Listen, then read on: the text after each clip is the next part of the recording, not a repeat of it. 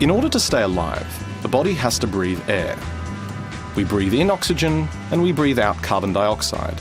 This process is known as respiration. Breathing happens automatically. Every day, the body breathes about 20,000 times. By the time we reach 70 years old, that's about 600 million breaths. All of this breathing occurs because of the respiratory system, which includes the nose, throat, voice box, windpipe, and lungs. At the top of the respiratory system, the nostrils bring air into the nose, where it's filtered, warmed, and moistened.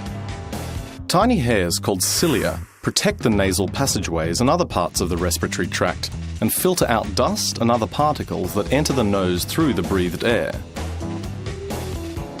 Air can also be breathed in through the mouth. The two airways of the nose and mouth meet up at the pharynx, which is located at the back of the throat. The pharynx carries both food and air and is used for digestion and respiration. One path is for food. This is called the esophagus, which leads on to the stomach. The other side is for air. It's called the trachea. A small flap of tissue, called the epiglottis, covers the air-only passage when we swallow. This stops food and liquid from going into the lungs. The larynx, or voice box, is located at the top of the trachea, the air-only pipe.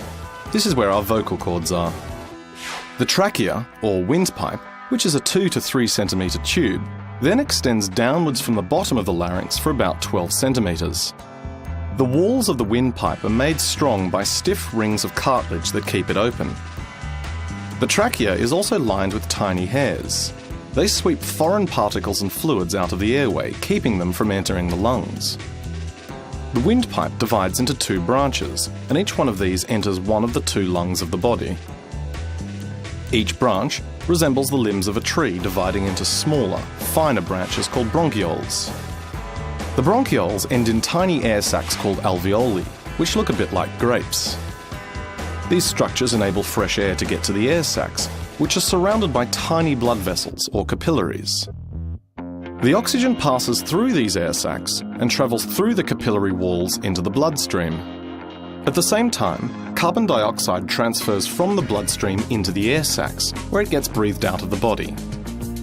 When we exercise, the body needs more oxygen to feed the muscles as they work harder.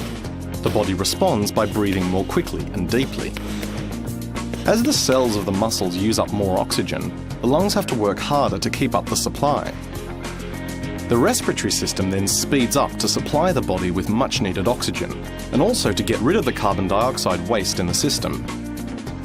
Over time, exercising also helps our chest cavity to get bigger, which enables the body to increase the amount of air it takes in. More capillaries form around the air sacs, so the body gets better at swapping oxygen and carbon dioxide gases. We can see how the body's respiratory system helps the body to move about, and is influenced by regular and ongoing physical activity as well.